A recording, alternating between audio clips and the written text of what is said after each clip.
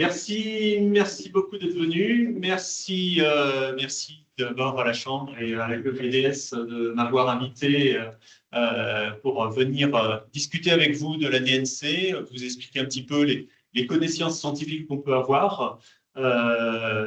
Voilà, et la parole est libre, il n'y a aucun problème, on peut répondre aux questions, ça peut être un vrai échange. Je vais essayer de vous donner les notions et pourquoi est-ce qu'on en est arrivé à telle décision et essayer de répondre à vos différentes questions. Donc, si, ça marche. Voilà, on part la DNC, une maladie grave. Alors, je pars de la fiche technique au MSA, donc l'organisation internationale qui s'appelait avant OIE. Donc OMS animal. On parle de la dermatite. Donc dermatite, ça veut dire que ça atteint toutes les muqueuses. Ça a vraiment un virus qui a un tropisme au niveau de la peau, des mamelles, de la bouche. Voilà. Et donc, on va avoir des pustules qui vont se développer. Nodulaire, c'est créer des pustules, des furoncles. C'est là qu'on voit la difficulté pour les animaux. C'est très douloureux. Ça a tendance à fusionner pour former une plaque. Malheureusement, je n'ai pas la photo, mais au laboratoire du Jura, ils ont fait une photo du veau de l'un. Et je peux vous dire que ça avait vraiment fusionné, ça avait fait une plaque et la peau qui se décrochait. Hyperthermie importante. Et puis, contagieuse, donc principalement transmise par des mouches piqueuses, des tomox, des tampes, mais également des transmissions directes. On peut avoir des transmissions du fait qu'on a des pustules au niveau des trayons. On peut avoir des transmissions directes avec un veau qui est en train de téter. On peut avoir des transmissions directes par la boisson, avec des pustules dans la bouche, et de fait, ça crée du virus dans les buvoirs. Et puis, on a décrit aussi une transmission intraplacentaire, parfois de mère à veau. Bon, les pustules, de loin, ça ne se voit pas bien. Sur le crayon, quand même, on commence à voir, là, ça fait, bien sûr, quand on a une douleur comme ça, et quand on a des problèmes pour traire la vache, parce qu'elle a mal. Là, c'est des photos qui ont été faites en Afrique, où là, c'est allé beaucoup plus loin que ce qui se passe en France, puisqu'on n'a pas abattu les troupeaux. Et donc, en Afrique, on arrive à avoir des dégâts assez importants sur les animaux. Et puis ça, c'était des photos qui étaient en Grèce, avec là des pustules au niveau des trayons de nouveau. Voilà, et un certain nombre de pustules vraiment bien développées au niveau du cul. Donc, quelles sont les conséquences du virus quand on a des animaux malades? Mortalité dans l'élevage de 1 à 5%, et on décrit 10% dans les élevages naïfs, c'est-à-dire ceux qui n'ont jamais été confrontés à la maladie, c'est-à-dire les Français, justement. C'est quelque chose qui a été décrit en Grèce, c'est quelque chose qui a été décrit en Turquie quand c'est arrivé. Voilà, c'est les informations qu'on a eues à ce moment-là. En Afrique, où c'est une maladie qui est courante, on est plutôt entre 1 et 5%. Morbidité, 10 à 20% et jusqu'à 45% dans les élevages naïfs. La problématique, d'abord, c'est toutes les conséquences économiques de ces animaux qui sont malades. Et on a des porteurs sains. On a des porteurs sains, et ces porteurs sains, ils sont contaminants. Ils ne sont pas malades, ils n'ont pas de symptômes, mais sauf qu'ils sont contaminants. Temps d'incubation, 3 semaines à 3 mois, pas vraiment de soins thérapeutiques hors les symptômes, le soin des symptômes pour essayer que les animaux aient moins mal, mais ça veut dire des frais importants, des animaux à éliminer, à remplacer, et puis des animaux à tester pour essayer d'éliminer la maladie et empêcher qu'elle contamine au sein du trou. Diagnostic. Alors, premier diagnostic, bien sûr, c'est l'alerte rapide par l'éleveur, parce qu'il voit des lésions. C'est peut-être là que ça pêche de temps en temps. Donc, la maladie, il faut essayer le plus vite possible qu'elle ne s'installe pas, avec de l'hyperthermie. Et puis, on va faire des prélèvements. Donc, les vétérinaires vont faire un prélèvement de sang. Alors, si on fait un prélèvement de sang sérologie, on peut trouver des anticorps à partir du moment où ils ont été produits. C'est comme un vaccin. on met le vaccin, et il faut le temps que les anticorps se fabriquent. Alors, quand c'est le virus qui arrive, c'est la même chose, il faut le temps que l'anticorps se fabrique. Donc si on est trop tôt, et là, on n'a pas d'anticorps alors qu'on est face à un animal qui est déjà malade et qui est déjà contaminant. Et puis c'est indisponible concernant les animaux vaccinés, tout simplement parce que le vaccin et le virus font les mêmes types d'anticorps. Donc on ne peut pas les différencier. Donc si on est face à un élevage vacciné, on ne peut pas utiliser cette méthode-là. Prélèvement sans PCR. Alors ça, c'est une idée, en effet. On connaît bien les PCR pour la FCO, par exemple. Et on se dit, pourquoi on ne peut pas faire ça?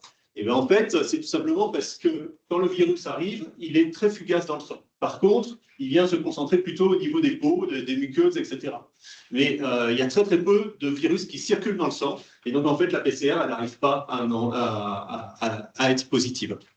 Donc, en fait, le prélèvement le plus important, c'est le prélèvement des nodules. Là, en effet, on trouve du virus au niveau des nodules. Là, on peut dire en effet qu'on a un animal malade. Par contre, on n'a pas de nodules sur les animaux porteurs sains. Donc, de fait, on ne peut pas retenir les porteurs sains parce qu'on ne sait pas quoi prélever. Donc, le choix qui a été fait au niveau de l'Europe, et c'est un choix qui est bien avant que la maladie soit arrivée, c'est quelque chose qu'on a défini au niveau de spécialistes au niveau de l'Europe, c'est une détection rapide par les éleveurs et les vétérinaires. Bien évidemment, il faut qu'il y ait de la confiance. C'est ce qu'on va essayer de faire aujourd'hui. Confiance des éleveurs envers les vétérinaires. Je pourrais dire aussi confiance des vétérinaires envers l'administration, envers la DPP. C'est pas toujours facile aussi. Et on a aussi des vétérinaires qui parfois râlent, on le voit sur les réseaux sociaux, qui se posent des questions, qui n'ont peut-être pas compris tout ce qui se passait. Ensuite, c'est abattage précoce et complet des animaux dans la même situation épidémiologique. Je l'écris clairement comme ça. Aujourd'hui, on parle d'un abattage total. Abattage total de tous les animaux qui sont dans la même situation. Ce qui s'est passé dans le Doubs, non, dans le Jura. Dans le Jura, le premier cas du Jura, on a abattu, je crois que c'est les 2 tiers du troupeau, et puis en fait, on a abattu le reste du troupeau 2 fois après, parce que c'était des animaux qui étaient plus loin, mais en fait, qui se sont révélés aussi contaminés.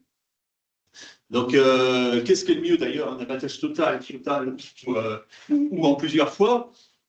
Au niveau psychologique, c'est pas forcément le plus simple. Mais en tout cas, on applique bien les règles européennes en disant, voilà, on fait un abattage des animaux qui sont dans la même situation épidémiologique. Une vaccination gratuite en anneau, donc sur les 50 km autour des foyers, de façon à essayer d'éviter que le virus continue à se développer dans les autres troupeaux. Et une interdiction des mouvements entre zones pour éviter que le virus aille plus loin. La situation sanitaire actuelle, Savoie, Rhône et Ain, les 3 zones, là, donc Savoie la première, Rhône la seconde, et qui avait la Loire avec, et puis l'Ain qui était juste après le Jura, un Vaud qui venait du Jura. Ces 3 zones ont été transformées en zones vaccinales. La situation est considérée comme réglée sur ces 3 zones. Jura, Doubs, il nous reste quelques cas sporadiques, dont un échappement là, 20 km dans le Doubs, mais globalement, la vaccination commence à être efficace et on pense qu'on va arriver à régler le problème au niveau du Jura et du Doubs. Pyrénées, on est dans la situation actuelle que vous connaissez, des nombreuses contaminations en estive d'abord sur les Pyrénées orientales. Donc toute la vallée a été contaminée. On voit bien qu'on a une vingtaine de cas sur cette vallée. Et puis, 3-4 échappements en 200 km. Alors, j'ai essayé de contaminer là-bas, de contacter là-bas pour savoir un peu ce qui s'était passé. J'ai dit, mais c'est quoi? C'est un retour d'estive. Il y a des gens qui sont allés chercher leurs animaux là-haut et puis qui les ont descendus. On m'a dit non, a priori, ce serait plutôt s'orienterait vers un centre d'allotement. Donc, on retombe sur ces veaux qui circulent peut-être. Donc, en tout cas, on a mis en place une zone vaccinale de protection, y compris vis-à-vis de l'Espagne. On a mis tous les départements contre l'Espagne en zone vaccinale. Pour vous donner une idée de ce qui se passe, déjà en Espagne, Vous voyez toute la zone là qui a été contaminée vers Barcelone. Et puis j'ai découvert, en cherchant la carte, j'ai découvert qu'il y avait un cas un peu plus au sud. Donc eux aussi, ils ont des situations d'échappement par rapport à ce qu'ils sont en train de faire, par rapport à la gestion qu'ils sont en train de mettre en place. Nous, on a donc toute notre zone Pyrénées-Orientale. On a nos 4 cas d'échappement qui ont eu lieu avec le dernier dans l'Aude. Et des zones de protection de 20 km, des zones de surveillance de 50 km qui sont toutes regroupées. Et puis, on a cette zone vaccinale, la rose, qui comprend tous les départements proches de l'Espagne et dans laquelle on est en train de se demander si on rajoute le Tarn et l'Hérault pour essayer de faire une vraie protection par rapport au reste de la France. Ça, c'est des discussions qui sont en cours au niveau du ministère. Et voilà, et qui doivent faire l'objet d'un CNOPSAB pour prendre la décision finale. Donc les mesures actuelles, c'est interdiction des rassemblements festifs de bovins. Bon, c'est voilà, essayer d'éviter les déplacements qui ne sont pas indispensables. Notification des mouvements dans les 24 heures. Alors ça, c'est quelque chose qu'on réclamait depuis un certain temps.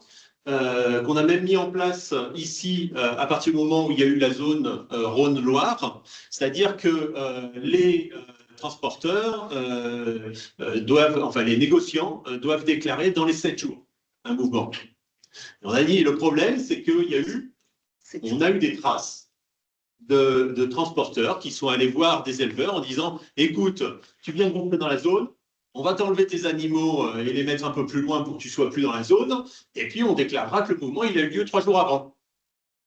Et ça, c'est quelque chose hyper dangereux. Donc on a demandé à ce que les mouvements ils soient dans les 24 heures pendant toute cette période, histoire d'arriver à régler cette maladie. Désinsectisation des transports de bovins hors de France ou suite à mouvement ZR. Ça, on comprend bien, surtout s'ils reviennent à vide. Interdiction de sortie des bovins des départements pyrénéens vers le reste de la France ou vers l'Europe. Ça, on l'a déjà vécu avec le Rhône et la Loire, donc c'est exactement la même chose. Pourquoi on dit que la stratégie, pour l'instant, réussit? Non, je vais dire, est-ce qu'il y a des questions d'abord sur la situation actuelle, avant de commencer à répondre aux questions? C'est bon? La maladie, c'est bon? Et quelles sont les pénalités pour quelqu'un qui transporte des bêtes et qui ne l'a pas déclaré? Alors, la pénalité est assez faible au départ parce qu'on n'a pas prévu cette situation au niveau du droit français. Si la maladie se déclenche, là, c'est du délit. Si la maladie ne se déclenche pas, on est à, c'est du C4, C4, 350 €, quelque chose comme ça, 350 €. Alors, est-ce qu'on peut le multiplier par le nombre de bovins? Je ne l'ai plus en tête, je pense que c'est par mouvement, par déplacement. Donc, c'est 350 €, c'est pas énorme. Par contre, bien sûr, on va faire une surveillance accrue des bovins qui ont été déplacés. Et c'est ce que ça nous est arrivé. C'était pas un mouvement illégal, c'était un mouvement qui a eu lieu juste avant que la zone ait été mise en place, donc potentiellement, possiblement illégal néanmoins. Et donc, on a mis une zone de surveillance, un arrêté de mise sous surveillance des bovins, et on y a fait passer tous les 3 jours un vétérinaire pour être sûr qu'il ne déclenchait pas la maladie. Et est-ce que les animaux porteurs sains, la maladie disparaît d'un certain temps sur ces animaux? Ça, je n'en suis pas certain. Il semblerait que la maladie elle persiste très longtemps sur ces animaux et que donc ils continuent à transmettre au reste du troupeau pendant plusieurs mois. On a des bovins qui, semble-t-il, résistent. Alors, il y en a qui déclenchent la maladie, qui mettent plusieurs semaines en fait à déclencher, et il y en a d'autres qui possiblement ne déclenchent pas. Et pourquoi que les animaux qui sont abattus, qui n'ont aucun signe, ils partent brûler et ils ne sont pas envoyés dans les abattoirs? Je vais y répondre après. Mais c'est une bonne question. Alors, pourquoi dit-on que la stratégie a réussi? Tout simplement parce qu'en zone Savoie, on a regardé ce qui se passait. Il y avait 300 000 bovins qu'on a vaccinés, et on a éliminé 2000 bovins pour régler le problème sur la zone Savoie. Sur les autres zones, c'est encore moins. C'est vraiment là où on a eu plus d'abattage, c'était le début. Il fallait le temps qu'on comprenne comment ça marchait. Et en conséquence, aujourd'hui, sur la zone Savoie, on a 100% des animaux qui restent, qui sont vaccinés, on a 0% d'animaux malades, à comparer avec les 40% enfin 20 à 40% qui auraient pu faire la maladie. Et puis, on a plus de 99% des animaux qui sont sauvés. Alors, c'est vrai que c'est très, très dur, ces abattages. Hein. C'est très dur pour ceux qui le subissent. Aujourd'hui, ils sont en train de repeupler. On a des échanges là sur les réseaux sociaux, des éleveurs qui montrent que les animaux arrivent et montrent leur soulagement de pouvoir recommencer. Mais c'est vrai que le passage par l'abattage, il est extrêmement dur et c'est quelque chose que moi j'avais vécu au moment de la vache folle. C'est quelque chose que on a. Moi j'ai eu un de mes agents là qui est allé en Savoie. J'ai ma femme qui est allée en Savoie faire le boulot. Ouais. C'est vraiment un traumatisme, ça, il n'y a pas de problème. Mais on a éliminé moins de 1% des animaux, c'est-à-dire moins que la maladie si on l'avait laissé faire. Et on a rétabli les mouvements. Je fais le porte-parole des gens qui sont connectés en ligne. On a une question qui nous dit, en fait, il y a des similitudes entre les modes de transmission et les symptômes avec la leishmaniose. Et on nous demande pourquoi on va pratiquer d'abattage totaux pour lutter contre la leishmaniose et contrairement à ce qu'on fait pour la dermatose.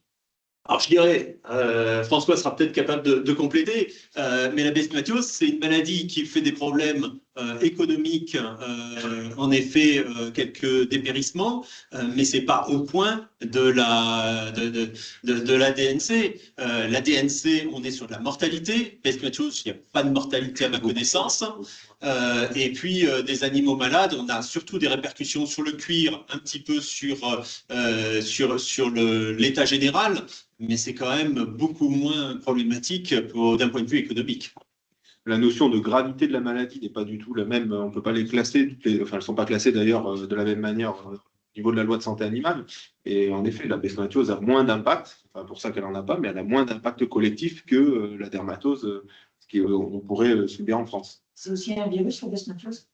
Non, c'est pas un virus. C'est pas un virus. C'est un parasite, mais les vecteurs impliqués dans la transmission de la leishmaniose sont les mêmes que ceux impliqués dans la transmission de la dermatose.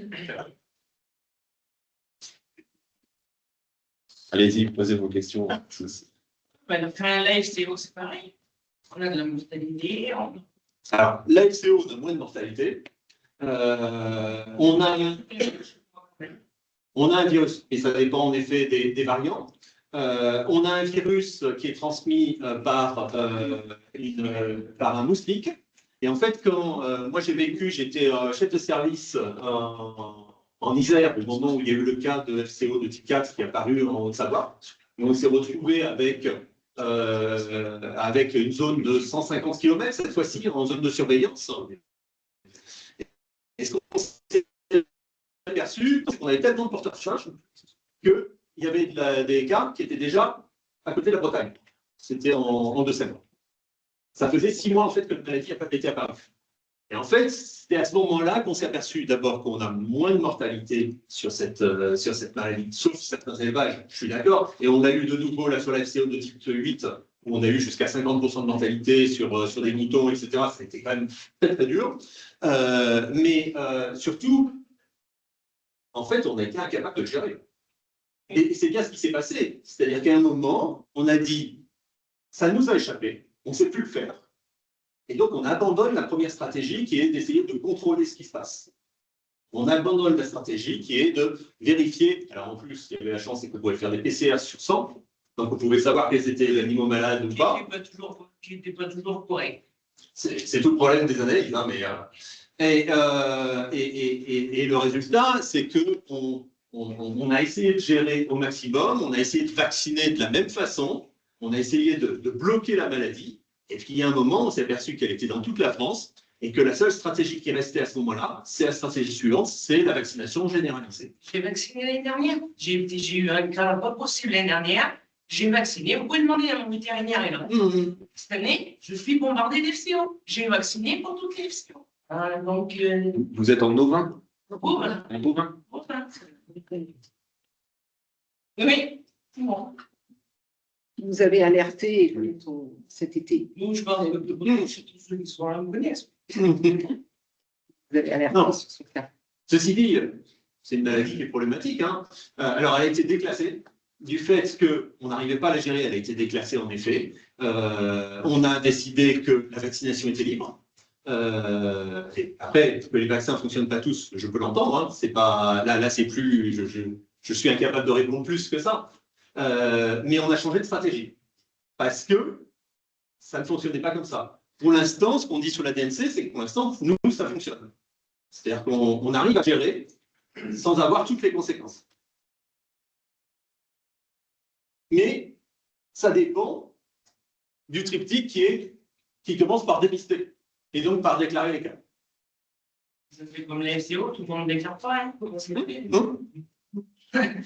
On est bien d'accord. C'est bien pour ça que j'insiste. Donc les échappements, quand on a un échappement de 100 km, pour nous, on a une certitude de mouvement illégal. Le déplacement, en plus, sur 4 élevages différents dans le sud, ce n'est pas des déplacements de temps par une voiture, c'est clairement des déplacements d'animaux qui ont eu lieu. Comment ça marche les déplacements? Ben, je vous en ai parlé. Des négociants qui proposent à des éleveurs de récupérer leurs veaux pas encore déclarés pour aller le boucler ailleurs avec sous forme de jumeaux ou avec une fausse mère et puis voilà et puis on sort de là. C'est des choses qui ont été décrites dans l'un. C'est des vétos qui l'ont vu voilà. Et on essaye de savoir qui. On essaye de savoir qui. Alors c'est vrai que ah ouais mais je vais pas dénoncer. Les mecs, vous mettez en danger tous les voisins quoi hein, et vous-même hein, en dénonçant pas. Il y a un moment il faut qu'on sache qui. Des mouvements organisés jusqu'au moment de la mise en place des zones. Donc ça, je vous en ai parlé. Ça, c'est quelque chose qu'on a vu dans le 66. Et on a vu le SMS. On ne sait pas qui l'a lancé. On sait qu'il y a une coopérative qui l'a lancé. Des animaux en estive ramenés en élevage. Comme c'est des mouvements individuels, ils ne sont pas tracés, ceux-là. Donc, c'est tout à fait possible. A priori, ce n'est pas le cas, mais c'était une des possibilités qu'on avait envisagées. Il y a des enquêtes en cours et la préfète de région nous a dit qu'il y avait 5 PV en cours voilà, sur Aura. J'en sais pas plus. Mais on essaye de faire... et il y a la brigade nationale d'enquête qui est sur le coup, qui essaye de trouver des éléments et de trouver qui c'est qui a fait transmettre ces différents cas. Juste une petite question. Est-ce que l'on va déplacer des carcasses dans des départements non infectés pour être en cible avec... Alors, ça va être dans deux diapos. Pourquoi abattre tous les animaux? Donc ça, c'est vraiment une des questions, mais pourquoi on abat tous les animaux? J'ai quasiment tout défloré. Hein. On abat pas forcément tout le troupeau, mais tous les animaux qui sont dans les mêmes situations épidémiologiques. Éviter que la maladie contamine les élevages voisins, donc éviter qu'elle continue déjà dans l'élevage et qu'elle contamine les élevages voisins, parce qu'un test sérologique ne sépare pas les animaux atteints des animaux vaccinés, parce que la virémie n'est pas constante. Et puis, la sérologie, il faut le temps que les anticorps se développent, la virémie, elle n'est pas constante, et en fait, les résultats positifs sont assez rares, et à cause des porteurs sains, des animaux en incubation. Voilà, le texte européen, je vous l'ai remis, c'est tous les animaux des espèces répertoriées détenues dans l'établissement touché sont mis à mort dès que possible sur place, dans l'établissement, d'une manière qui permet d'empêcher tout risque de propagation de l'agent pathogène de la maladie de catégorie A concernée pendant et après la mise à mort. Donc toutes les maladies à éradication obligatoire, dont la DNC, les maladies de type A, eh bien, c'est le même système qu'on met en place. C'est-à-dire une élimination de tous les animaux qui ont été dans les mêmes situations épidémiologiques. Et dès que possible. Et est-ce que dans le cas, pour un élevage qui a plusieurs bâtiments, qu'est-ce que vous appelez même situation épidémiologique? S'il y a un cas dans un bâtiment, est-ce que vous faites les 3 bâtiments? Que ce bâtiment-là? Ce qui était dans les pâtures, c'était que, j'avais compris, c'était que le lot de la pâture. Mais là, tout le monde a rentré les animaux. Comment ça se passe s'il y a plusieurs bâtiments dans l'élevage? Et ben en fait, c'est une enquête. En fait, c'est difficile de répondre parce que les situations vont être différentes d'un bâtiment à l'autre, de la façon dont c'est ouvert ou pas ouvert, de la température extérieure, du fait que les stomox peuvent passer d'un bâtiment à l'autre, dans quelles conditions, etc. Donc, rien n'est exclu. Ce qui va se passer, c'est une enquête sur place, en général avec les vétérinaires de terrain qui vont venir voir, mais également la DPP, et on va étudier ensemble la question, éventuellement en discuter avec un référent national pour voir aussi son point de vue, mais c'est vraiment au cas par cas qu'on va définir ces choses-là. Il n'y a pas de distance réglementée entre. Il n'y a pas de distance réglementée. Si le bâtiment est à 500 mètres, je veux dire. Il n'y a pas de distance réglementée, donc en effet, c'est une analyse sur place de risque. Non. Et dans un cas, moi j'ai 2 sites, kilomètres. A priori, deux sites à 10 km, on est séparés. Ce qu'il faut, je suis vétérinaire et je représente les groupements d'équipes vétérinaires. À l'instant T, il y a une enquête épidémiologique qui remonte aussi de ce qui s'est passé dans les semaines avant. Ce qui fait que si vous avez des troupeaux qui se sont mélangés, vous avez fait votre tri et dispatché à droite à gauche, si à un moment T, dans ce temps potentiel d'incubation, ils étaient ensemble, alors votre unité épidémiologique va être considérée sur les dossiers. Et on revient quasiment 3 semaines en arrière pour voir la situation, puisque on sait que ça peut mettre 3 semaines d'incubation. De toute façon, il y a autant de risques pour le voisin. Bien sûr. Et sur là, qui a un bâtiment à 200 mètres, dans ce cas-là, on a tout. Et peut-être plus à risque que celui qui a 10 km, ça c'est clair. Forcément. Non. C'est facile.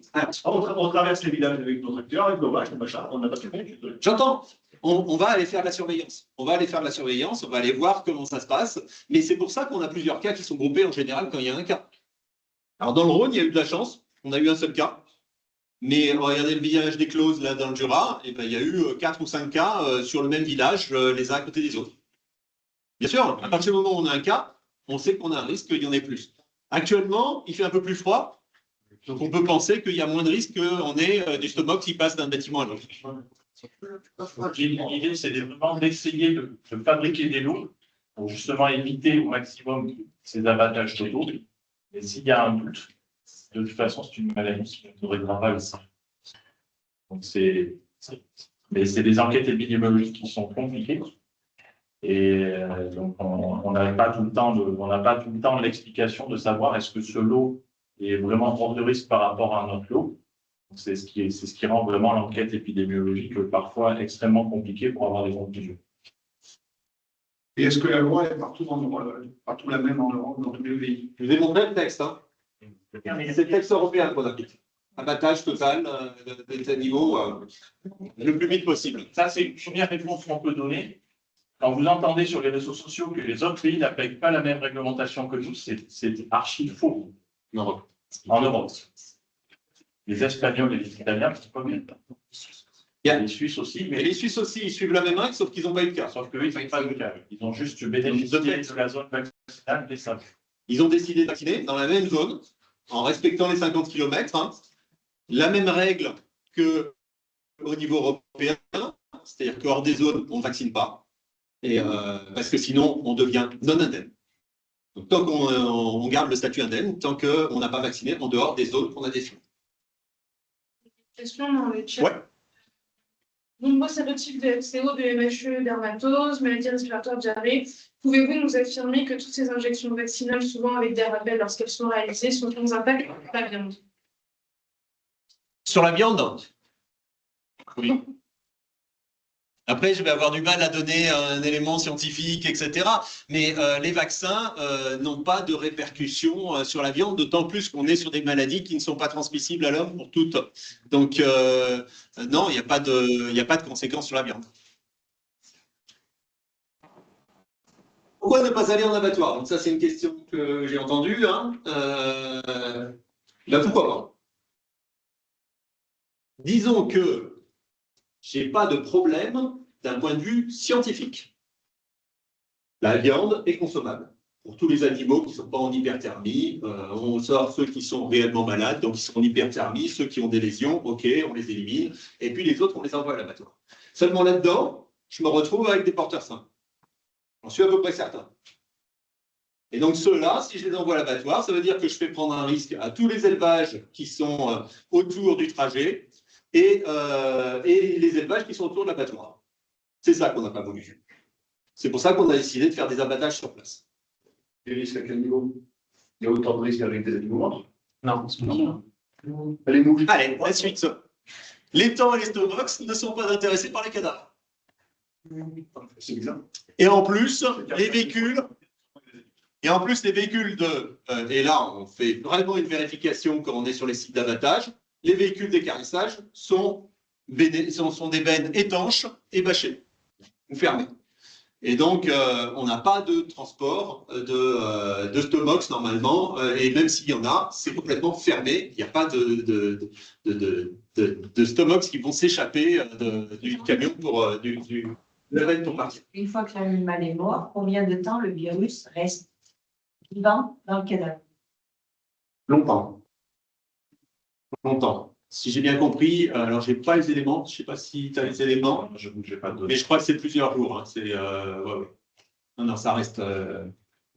Mais par contre, un animal froid, les stomox, ils ne viennent pas manger, ils viennent manger du sang.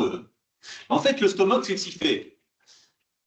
Il vient piquer la bête pour manger du sang, et en fait, il contamine sa trompe en traversant la peau. Puisqu'on a dit le virus, il n'est pas dans le sang, il est dans la peau. Et donc, il contamine en fait en traversant la peau. Et c'est pour ça qu'on dit que le stomox, il est contaminant en 8 à 12 heures. En fait, le virus, petit à petit, il s'élimine, il s'élimine.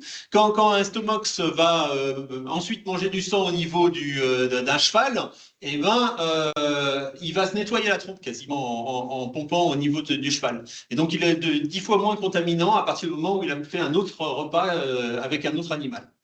Voilà, c'est vraiment, c'est uniquement physique. C'est pour ça que d'ailleurs, sur cette maladie, c'est important que quand on ne vaccine qu'avec des seringues qu'on change, des aiguilles qu'on change à chaque fois. C'est un sacré boulot, ça. L'autre problématique qu'il y a sur les abattoirs, c'est que, donc, vous voyez, les camions sont censés être étanches, je pense qu'ils le sont, sur les équarrissages, je parle. Les carcasses sont désinsectisées de manière vraiment costaud.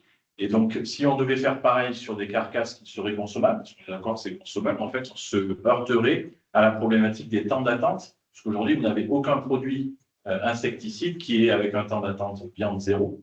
En gros, vous ne pouvez pas traiter une carcasse mangeable comme vous traitez une carcasse d'un animal mort. Donc, c'est aussi une problématique qu'il y a que il y a potentiellement moins de risques à transporter des animaux morts désinsectisés dans un local étanche que des carcasses que vous envoyez à l'abattoir.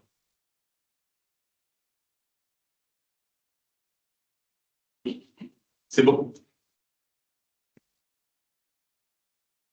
Donc, désinsectisation, est-ce que c'est la solution? Désinsectisation des animaux, exactement comme ils viennent de dire. Le problème, c'est que le stomox, c'est quand même beaucoup plus gros qu'un moustique. Alors déjà, du moustique, on a du mal à désinsectiser, mais alors, le stomox, c'est carrément très, très difficile. Et en fait, on se retrouve avec des molécules qui sont dangereuses pour l'animal. Donc, les doses de désinsectisation sont trop importantes. En plus, on a une atteinte de la faune, de biodiversité qui est majeure avec ce type de désinsectisation. Et puis, on a une certaine tendance des stomox étant à la résistance. Ils s'en sont aperçus dans des pays où ça fait un peu plus longtemps qu'ils ont la maladie. Et à essayer d'utiliser les insecticides, et ben, on se retrouve avec une résistance aux insecticides. Donc, on maintient la désinsectisation pour les camions de transport quand ils n'ont pas d'animaux en cours de transport, donc avant d'en mettre ou surtout en revenant alors qu'ils sont à vide. Et puis, une question importante, c'est comment est-ce que vous faites, vous, pour protéger en partie vos élevages, pour prévenir, eh ben, c'est réduire les gîtes larvaires. Les gîtes larvaires donc, sont présents dans la paille humide avec son déjection, dans les litières, les croûtes autour des fosses alisiers, des box, des matériels agricoles. Tout ça, ça contient en fait des larves de stomox. Donc, il y a aussi un travail de nettoyage et d'assainissement qui peut être fait pour prévenir une multiplication des stomox. Voilà. Et autour des poils d'eau, est-ce qu'il y a des soucis aussi? Est-ce qu'il peut y avoir des soucis? Ce qu'on va dire, je pense, Tout ce qui est zone d'humidité, de toute façon, est favorable à ce genre de Et pour ça, il y a des insectes qui se pas automatiquement les bâtiments d'élevage. On va faire. Mais c'est fait dans les places. C'est fait dans les foyers. dans les foyers, c'est fait. Je veux dire, on demande aux agriculteurs qui a des insecticides ici. Je suis pas sûr. Ah non, mais je parle des zones dans lesquelles. Ah, ça, Dans les zones. justement, ça serait un peu la prévention quand même. On en fait, hein, je pense. Moi, j'ai déjà vu des éleveurs en faire, hein, quand même, de la désinsectisation. Ouais, ce serait. Surtout que c'est quand même des mouches qui sont pas très agréables pour les animaux, en plus. Est-ce que la Ça pique bien. désinsectisation du bâtiment, c'est plus efficace que le humaine? Parce qu'aujourd'hui, les produits désinsectisants, c'est presque de l'eau, c'est plus rien. Ça dure. Ceux qui sont autorisés sur bâtiment sont plus puissants que ceux qui sont autorisés sur animaux. Déjà, on va commencer par le bâtiment. Exactement. Si nécessaire, c'est la double sécurité. Est-ce que l'hiver est propice actuellement à régler le problème? Eh bien, je dirais oui, puisque, alors, d'un côté, oui, parce que ça gêne la situation, en fait. C'est-à-dire que on n'a pas de mouches actuellement qui vont d'une étable à l'autre. Mais au niveau de l'étable elle-même contaminée, non. Parce qu'au contraire, les mouches se sont concentrées plutôt dans l'étable à un endroit où il fait chaud. Et donc là, on a une vraie contamination d'animaux à animaux qui continue. Donc en tout cas, l'hiver ne va pas régler le problème au niveau des élevages qui sont touchés. Je pense qu'on peut peut-être piéger un petit peu plus. Il y a des pièges à mouches, des pièges qui coûtent tant. Mais ça coûte très cher. Je veux dire, ce niveau-là, il peut être question dans les ailes et les là.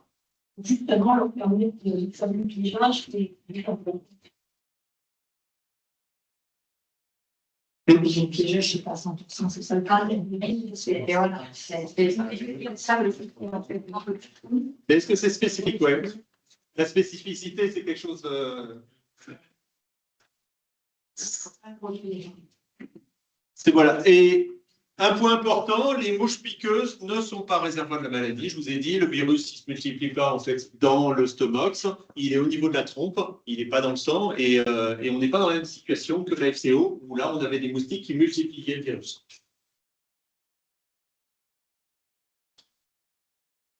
Les animaux vaccinés sont-ils protégés?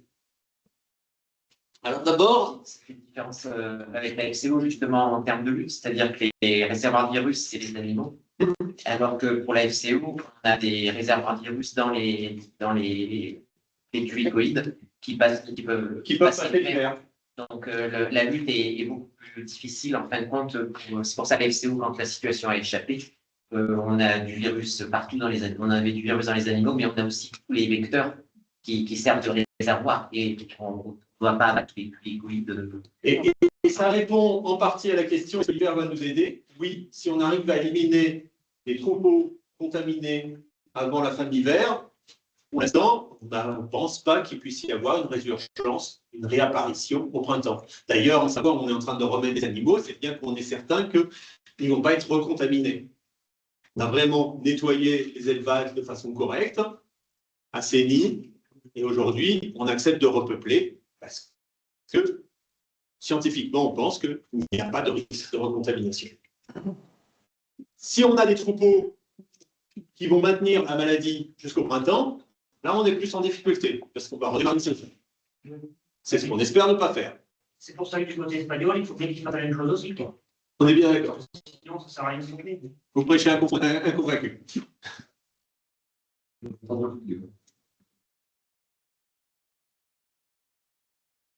Les animaux vaccinés sont-ils protégés? Alors d'abord, à partir du moment où ils sont vaccinés, ils ne sont pas protégés. Il faut attendre les 28 jours.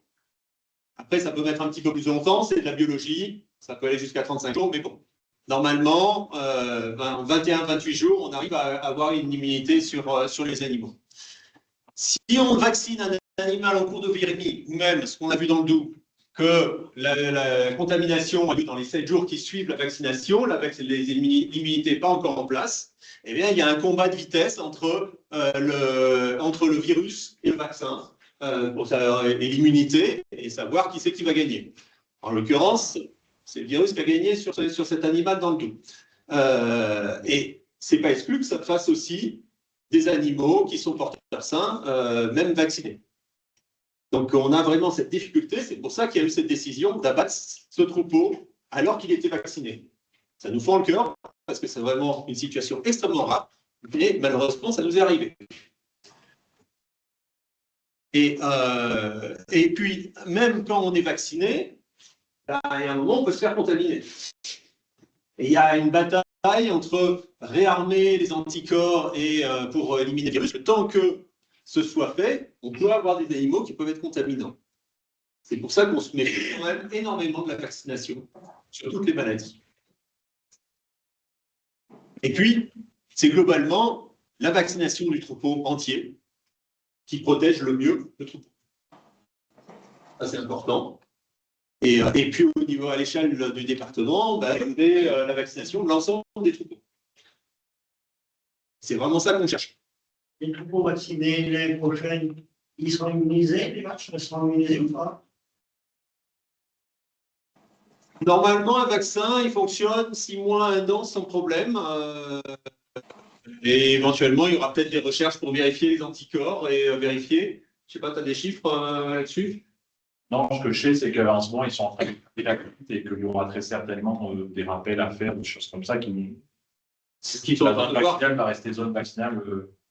Ça dépendra de l'évolution des cas, ça dépendra de. C'est une maladie qu'on découvre qu'on a depuis 6 mois. Donc... Et par rapport à la vaccination, est-ce que vous avez des infos sur les veaux issus des mères vaccinées? Parce que ces veaux-là, ils sont peut-être pendant 4 mois, 5 mois. 7 mois. Et pour l'instant, c'est un peu flou. C'est vrai que sur la première zone, on arrive aux 5 mois. Pour l'instant, on ne sait pas comment on gère ces veaux issus des mères vaccinées. J'ai pas de réponse. J'ai pas vu de texte là-dessus. J'ai pas vu d'études. J'ai pas de réponse. Il y avait une réunion hier soir pour le SNGTV, là, et il disait que justement, ça c'est un sujet que les scientifiques vont étudier, parce que, en fait, les veaux qui étaient protégés par l'immunité claustrale et qui étaient vaccinés, est-ce que ce serait bon de les vacciner justement quand l'immunité claustrale aura disparu, quoi, dans ces zones, parce que sinon ça fait dans une zone vaccinée, une population non vaccinée. Donc, c'est en discussion, en fait. Par contre, avec tout ce que ça implique, c'est-à-dire du moment qu'on vaccine, voilà. Et on repousse de 14 mois. Pour être totalement indemne, il faut 14 mois après pour sortir de la zone vaccinale et retrouver un statut indemne pour une zone qui était foyer au départ dans un rayon. Il faut 8 mois pour les autres zones. Donc, et puis chaque animal vacciné doit être suivi parce qu'il pourra partir à l'export dans les 60 jours qui suivent. On a une question. Quels sont les animaux qui sont vaccinés? Est-ce que c'est toutes les catégories, seulement une catégorie? Toutes les catégories. Sont présents à l'instant. Tous les présents. La situation, alors c'était il y a quelques jours quand même. J'ai plus la date, mais ça devait être le 12. Voilà la situation. En zone Savoie, on était à 100% de vaccinés. Zone Rhône, 96%. Jura, on n'était qu'à 60%. Dans l'Ain, on était à 76%, mais en tenant compte du fait que 50% étaient déjà vaccinés dans la zone Rhône. Et puis en Corse, où ils se sont engagés et ils ont demandé à corps et à cri d'être vaccinés à 100% d'ici le 31 décembre, ils sont qu'à 50%. Et puis, voilà, et Pyrénées-Orientales, par contre, il y a une bonne vaccination qui est à 77%, vu le temps, il y a une vraie volonté de vacciner. C'est un peu ça aussi qui fait de l'inquiétude au niveau du ministère quand il décide est-ce qu'on fait ou pas une vaccination généralisée. Si c'est pour arriver à 50%, c'est pas la peine. Même 70%, c'est pas la peine. Et quand on entend autant les mêmes qui demandent la vaccination généralisée, qui sont aussi ceux qui disent mais laissez les éleveurs choisir s'ils veulent vacciner ou pas, on n'a pas la bonne stratégie, quoi. Donc, vaccination généralisée. Alors, une des difficultés, c'est que pour arriver à vacciner autant de bovins que toute la France, il faut 7 à 12 mois pour fabriquer les vaccins.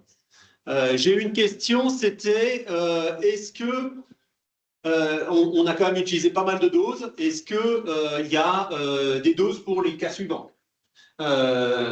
Logiquement, c'est une question qui n'a pas été répondue au niveau du ministère, qui n'a pas été posée actuellement au niveau du ministère, mais logiquement, la façon dont ça se passe, on a une banque de vaccins. C'est ce qui nous a permis de vacciner très rapidement au niveau de la Savoie. Cette banque de vaccins, au fur et à mesure qu'on la consomme, on recommande des vaccins. Donc, on a une banque, on avait au total 2 millions de vaccins qui étaient disponibles. Je pense qu'au fur et à mesure, ils sont reproduits de façon à pouvoir gérer zone après zone les cas. Vous savez combien on a vacciné pour l'instant? Vous savez, sur le total? Peut-être comme ça, on a fait 300, 600, 900, on doit tourner autour du million. On doit être autour du million de doses qui ont été distribuées. Voilà. Et c'est 16 millions de bovins en France. Donc voilà, pour fabriquer 16 millions, par contre, ça prend plus de temps. Et là, l'Occitanie, c'est 800 000. 700 000, oui. 700 000. Les carences vaccinées, c'est qui paye? Actuellement, c'est l'État. C'est l'État qui paye. Qui paye les doses et qui paye les vétos qui vaccinent. Les effets secondaires peuvent mimer la maladie. Alors, d'abord, si on fait une vaccination généralisée, on perd toute crédibilité. C'est-à-dire qu'en effet, on gère complètement différemment, on n'est plus indemne. Et ça veut dire qu'on revoit tous les accords qu'on a eus avec l'Italie et la Suisse. L'Espagne, on ne les a pas encore eus parce que justement, ils se posent des questions et qu'ils mettent du délai. On reprend à zéro les négociations. Les effets secondaires. Comment ça se fait qu'on soit indemne avec autant de cas? Parce qu'on a fait des zones.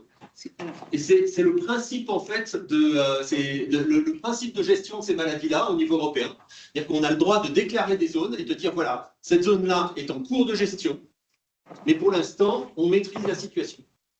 Par contre, les zones vaccinales ne sont pas indemnes. Oui, les zones vaccinales ne sont pas indemnes. Voilà. Oui, hors zone vaccinale. Là, il y a beaucoup maintenant, de zone vaccinale avec l'accord. Ouais, mais avec beaucoup de contraintes, c'est-à-dire qu'il y a tout PCR de laisser passer, 8 jours de vaccin minimum, 80% du cheptel vacciné, PCR par sondage, attestation à visite du vétérinaire, il faut que toute la sécurisation, donc il y a beaucoup de choses à faire.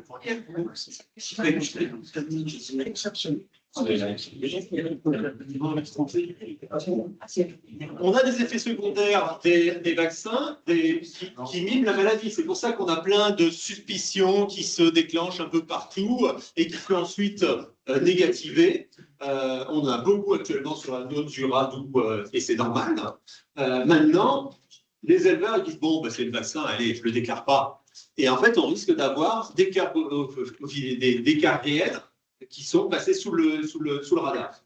Et en fait, c'est ce qu'on s'aperçoit à chaque fois qu'on vaccine, c'est qu'on a un risque qu'on ait de la maladie qui persiste un petit peu sur la zone, le temps que ça se fait. Une très faible garantie que 80% soient vaccinés, ça j'en ai parlé.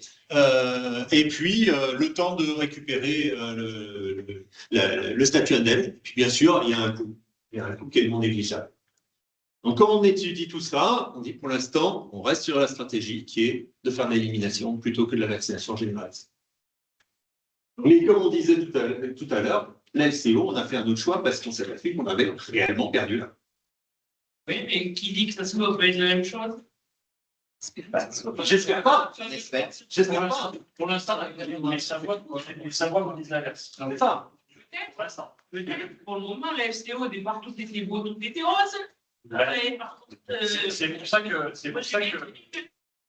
Sur la FCO de type 4, on a mis 3-4 semaines à s'apercevoir que ce n'était plus la bonne stratégie. Là, on n'est pas à 3-4 semaines. On a quand même une bonne vision de ce qui se passe. Mais c'est vrai que c'est dépendant de quelques-uns qui font des mouvements illégaux. Parce qu'après l'année et ça, on ne l'explique pas. Les vaccinés plein pot, on a dit on a vacciné, donc on a eu les répercussions de la FCO. J'ai bien entendu. Répercussions de vaccins. Et cette année, on repart avec l'année dernière FCO 8, cette année, on repart avec la FCO. J'ai bien entendu. Qui dit que ce sera pas pareil? Mais c'est pour ça que je n'ai pas envie que ce soit pareil. Alors, on va tout liquider. Si ça fait comme la FCO, que tout le monde on liquidera tout ça. Je répète, on n'a pas tout liquidé, on a liquidé moins que ce que la maladie aurait fait. Moins de 1% des animaux sur la zone Savoie. Au départ, la FCO, tu es pas les vaches. Les premières réunions. J'ai eu le cas à la maison. Et j'en ai encore un derrière moi. Oui, j'en ai une, elle est entre la ville à bord. J'entends. Là. Quel soutien apporter aux éleveurs qui sont touchés? Soutien psychologique. Tous les éleveurs ont été vus, les vétos aussi. Est-ce que je peux vous dire qu'on n'a pas fait ces études-là, moi le premier, pour en arriver là. Les éleveurs, ils ne font pas leur boulot pour en arriver là. On en est tous conscients. Et on sait très bien que c'est des tragédies, c'est des abattages. Pour tout le monde. Les mesures sont des mesures de protection solidaire des autres élevages. En effet, on perd son élevage, protéger les autres. Et c'est exactement ce que disent les éleveurs savoyards quand on les entend dans les vidéos actuellement. Soutien financier, remboursement des animaux sur expertise, avec une avance qui est faite, 2100 € par vache, si je me souviens bien ce que j'ai lu. Et puis, il y a, y compris en cas de non-repeuplement, ce qui permet justement de faire les avances dès qu'il y a le cas. Et ensuite, on a une évaluation des pertes par les experts. Valeur des animaux abattus, donc en effet, montant forfaitaire immédiat de 2100 € par vache. On expertise la vraie valeur des animaux. On rajoute des frais de repeuplement. Les opérations de nettoyage et de désinfection sont prises en charge par l'État. Et le manque de production est évalué également pendant la période d'interdiction de repeuplement, plus 3 mois pour les laitiers, plus 12 mois pour les allaitants. Expertisé, ça veut dire que ça avait été estimé à 2100. Non, on a un forfait de 2100, ouais, mais elle peut valoir plus. Et c'est les experts qui estiment si elle vaut plus ou pas. Le forfait de 2100, c'est le minimum. Le minimum. C'est la compte. C'est la compte. Oui, je choisis son cabinet d'expertise sur une liste qui est suggérée par. C'est suggéré par la DBP. C'est des listes d'experts qu'on fait. Il faudrait qu'on revoie, non, c'est actuellement. Et justement, on demande au GDS, à la Chambre, on demande de désigner justement des experts, de nous donner des experts pour avoir des personnes qui ont ces connaissances-là. Vous avez demandé d'ailleurs. Voilà. Donc, au cas où, on est en train de revoir justement cette liste pour qu'elle soit agile. Et par rapport, c'est vrai que ça considère comme un résultat, comme un réel, par rapport à les salles. Alors, actuellement, il y a une demande qui est tenue. Ça y est, c'est passé dans le projet de loi financier. Donc voilà, c'était dans le projet de loi de finances.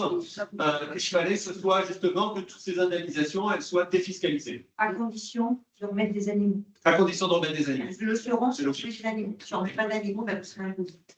Et des sociétés. On est pas Dans le 99% qui reste. Non, ça, je suis d'accord.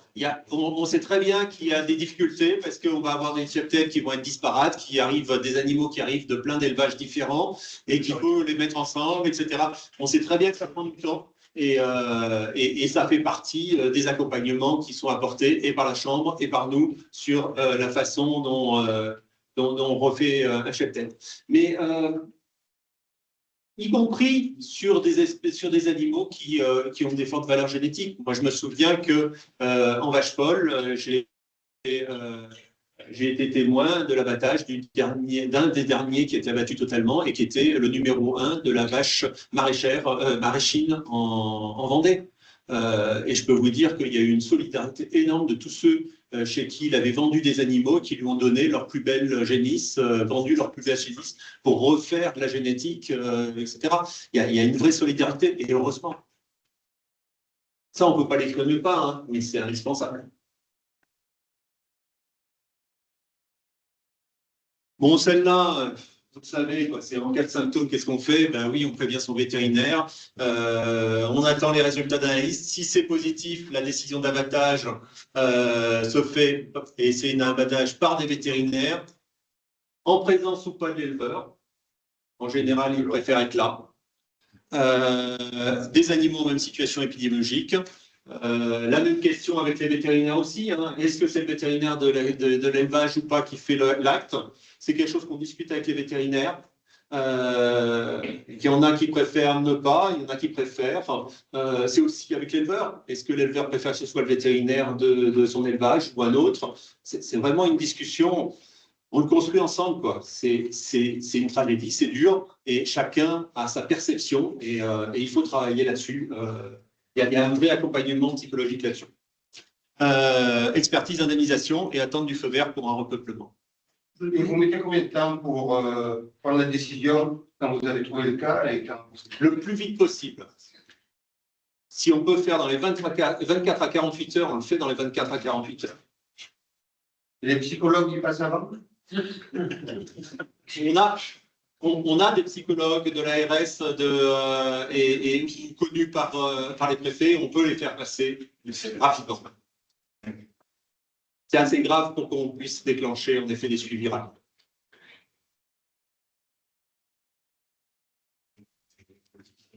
Voilà, en conclusion, donc. Excusez-moi, je voulais une petite question. Bien sûr. Par rapport à pluie dernière, forcément, peut-être pas suivi tous les mails, c'est pas suivi les mails. Mais donc, je me posais la question sur les 14 mois, sur les animaux qui sont dans les zones, d'accord, on a 14 mois. Alors, déjà, est-ce que ces 14 mois qui sortent, parce qu'on vaccine quand même les animaux, voilà, et est-ce que dans l'hypothèse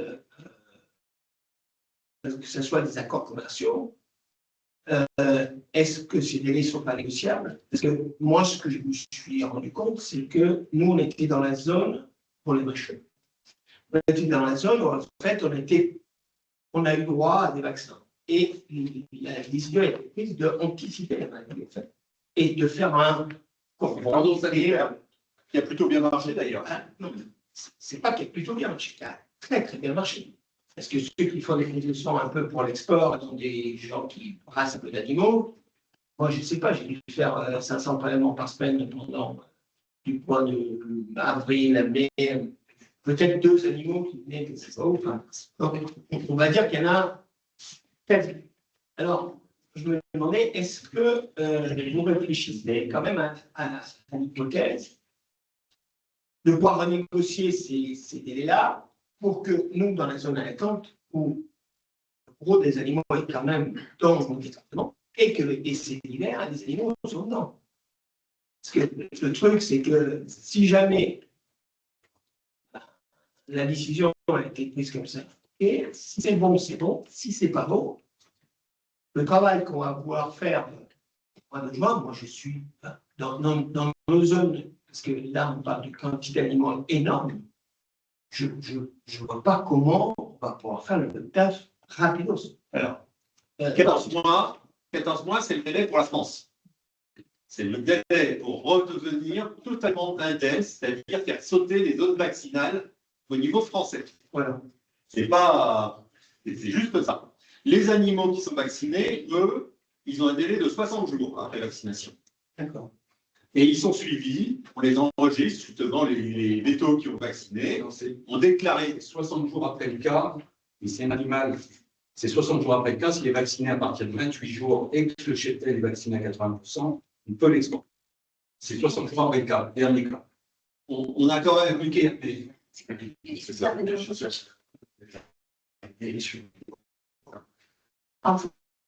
Non, je parle par exemple on a des accords. Et on a des accords avec l'Italie et avec la Suisse, justement, pour qu'on ait des animaux vaccinés qui puissent partir. Parce que FCO, sur les FCO, il a été décidé du jour au lendemain. Personne n'a demandé. Moi, je n'ai pas souvenir qu'on m'a demandé mon opinion. Du jour au lendemain, ils ont décidé qu'on vacciner plus FCO, les Bretons et les Bretons sont partis.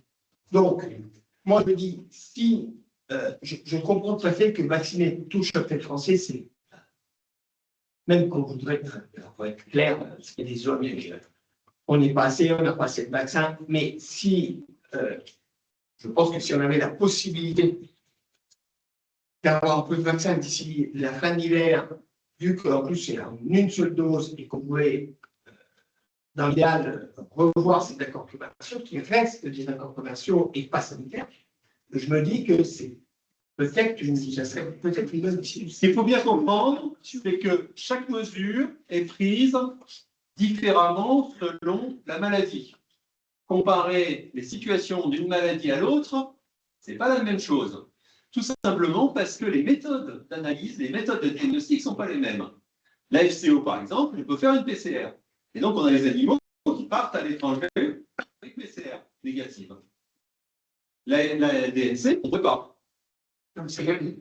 C'est pour ça, on parle d'animaux vaccinés. Et même vaccinés, ils ne pourraient pas faire une PCR pour être sûr qu'il est non seulement vacciné, mais en plus indemne de virus. Alors que la FCO, on peut vérifier qu'il est indemne de virus.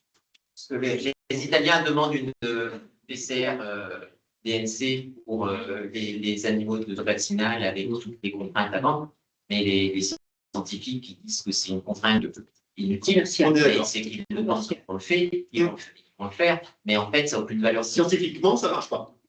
Donc, c'est un problème, ça. On est d'accord. Donc, après, le souci, c'est que plus on aura des animaux vaccinés, donc on protège certes les animaux, on protège entre guillemets les avantages totaux, parce qu'on met le virus sous le tapis, mais sous la couverture vaccinale. Mais le souci, c'est que on aura plus de mal à les les 1 million de moutards, on aura énormément de mal à les partir, parce que ce n'est pas du tout la même problématique que la FCO. Exactement. Ces fameuses PCR qui sont pas fiables, elles vont nous donner des faux positifs ou des faux négatifs? Des faux négatifs. On va pas avoir de positifs. Non.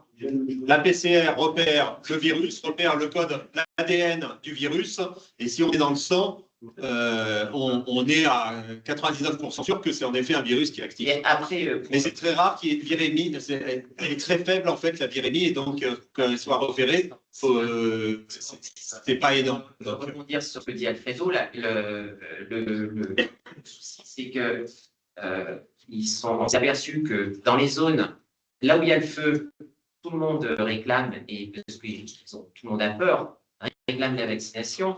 Mais si un jour comme aujourd'hui, on décide sur la zone de Saint-Gervais d'Auvergne de vacciner, on n'aura pas 90% d'adhésion à la vaccination. On est d'accord. Y compris, donc, on va tomber dans des 50%. Et après, si on est en zone vaccinale, pour sortir de la zone vaccinale, il faut 75% d'animaux vaccinés. Donc, en fait, ça va être un sacré bazar à gérer, parce qu'on sera en zone vaccinale avec des taux de vaccination qui seront faibles, qui risquent d'être faibles. Et donc, ça va être, je pense que ça va être compliqué pour plusieurs mois, quoi. Donc, voilà, il faut bien envisager, en fait, les choses, elles ne sont pas simples. Il faut bien envisager tous les temps les aboutissants, quoi. Je voulais juste rajouter quelque chose au commerce, parce qu'effectivement, il y a toutes les consignes qui sont données, laisser passer, zone vaccinale et ce qu'on peut faire. Et après, il y a comment perçoivent, là je vois, on a la problématique aujourd'hui, en zone vaccinale, on a des animaux qui peuvent sortir sous conditions, et tout à fait conditions. Plus c'est des animaux hyper protégés parce qu'ils sont vaccinés avec les délais, laisser passer sanitaires. Aujourd'hui, on a certains agresseurs, alors, soit à l'étranger, soit en France, qui sont en zone interne. Qui ne veulent pas ces animaux. Parce que c'est soit une pression locale, soit on commence à avoir apparemment des DPP de la Manche et de la Normandie qui refusent ces animaux de la zone vaccinale. Je ne sais pas si vous avez vu ça. Si, j'ai vu. Oui, hier, il y avait et donc très compliqué parce qu'effectivement, légalement, on peut le faire. Donc, on a les éleveurs qui sont en zone vaccinale, qui sont attendez, également, on peut sortir ces animaux, c'est chaud. Mais de l'autre côté, on a des gars qui nous disent, mais nous, on ne veut pas les prendre parce que ça risque. Et pour l'instant, faire que des camions. Oui, bien sûr. Oui, bien sûr. Vous pouvez les mélanger dans votre sol, ça, c'est pas un souci. Parce qu'il y a des champs d'agriculture dans l'ouest de la France, en Normandie et Bretagne, qui sont en train de réfléchir à faire un cordon, une barrière sanitaire, en disant les animaux qui viendront des zones vaccinales, il n'y en a pas un qui rentrera dans les départements de l'ouest. Donc, et est-ce que ça a une incidence sur le prix des animaux? Le problème, c'est que tout est un équilibre. Aujourd'hui, l'export, c'est grosso modo, c'est 50% du marché entre les veaux et les bons. Si on a 50% du marché qui se ferme, effectivement, ça n'a pas. Et déjà, Chaque jour, des animaux qui se trouvent dans ces zones sont devenus un peu catastrophiques. Oui, alors, ils sont devenus catastrophiques pour les animaux qui ne correspondent pas au marché français. Les animaux qui correspondent au marché français, on arrive encore à les commercialiser. Après, il y a des animaux qui ne correspondent pas au marché français, et là, c'est la problématique. C'est qu'est-ce qu'on en fait? Comment on les valorise? Les animaux lourds, ça c'est marqué, il n'y a pas le droit des langues avant, sur le tuer des langues avant. Alors, on essaye d'en mettre en place sur les zones, mais il faut les placer.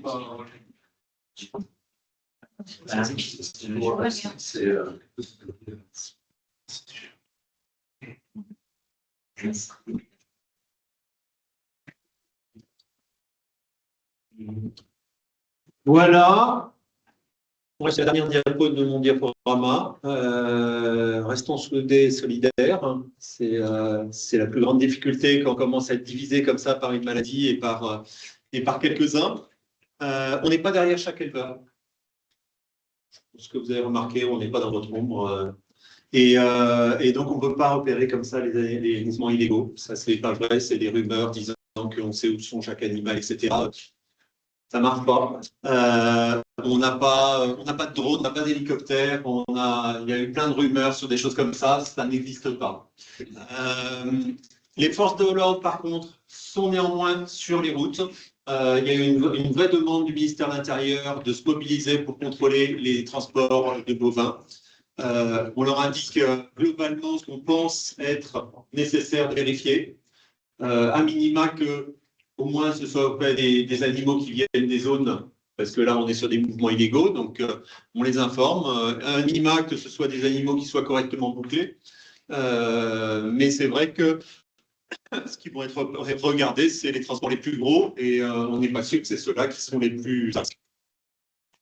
Donc ne pas hésiter à signaler les suspicions de mouvements illégaux ou les propositions de mouvements illégaux. Bon, ici on est quand même assez loin encore de la zone, donc c'est pas ce qu'on va avoir le plus, et on fait le maximum pour éviter une nouvelle extension de la maladie. Je peux pas dire. Si je n'ai pas compris, c'est vrai que le vaccin, pour l'instant, il y en a un peu plus long. Après, on ne sait pas si les gens vont vacciner ou pas. Je pense que beaucoup font quand même du choix du vaccin pour sans trop voir de plus. On l'a vu avec l'FCO. Hein. Il y a eu toute une période où, en effet, il y a eu de la vaccination, et puis au bout d'un moment, c'est tombé, et puis le virus il est réapparu et encore plus violent l'année dernière. C'est quelque chose, à partir du moment où on rentre dans cette spirale-là, c'est compliqué. Tu veux dire, nous, en attendant, on n'a pas les vaccins. Non. Alors, qu'est-ce qu'on fait? On surveille nos animaux, bien sûr. Est-ce qu'il est possible de faire la précaution? Prévenir les militaires de animaux, par exemple. Et qu'est-ce que vous conseillez aux éleveurs? Actuellement, si la maladie vient, ça vient d'un mouvement illégal du Sud. Moi, c'est la seule perception que j'ai. Donc, ce qu'il faut, c'est en effet, vous êtes sur le terrain, c'est vous qui pouvez dire, là, il y a quelque chose de bizarre qui est en train de se passer. Et on a déjà eu des signalements comme ça, on en a géré un, on avait une suspicion de, on a eu des suspicions de mouvement, on est allé voir, on a mis sous surveillance, on a fait passer les vétérinaires, c'est comme ça qu'on arrivera à juguler au plus ce qui se passe. Et puis, s'il y a des négociants qui proposent des choses un peu bizarres, il y a un moment, il faut nous les dire. Il faut qu'on remette au pas ces négociants. Voilà. Qu'est-ce qu'on peut faire en prévention? Des insectisations éventuellement, c'est ce que j'ai dit tout à l'heure. Ne serait-ce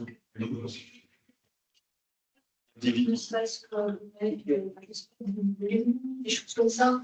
Là, je vais laisser le vétérinaire parler. Si j'étais un commercial, je vous dirais que oui, il faut blinder le vaccin.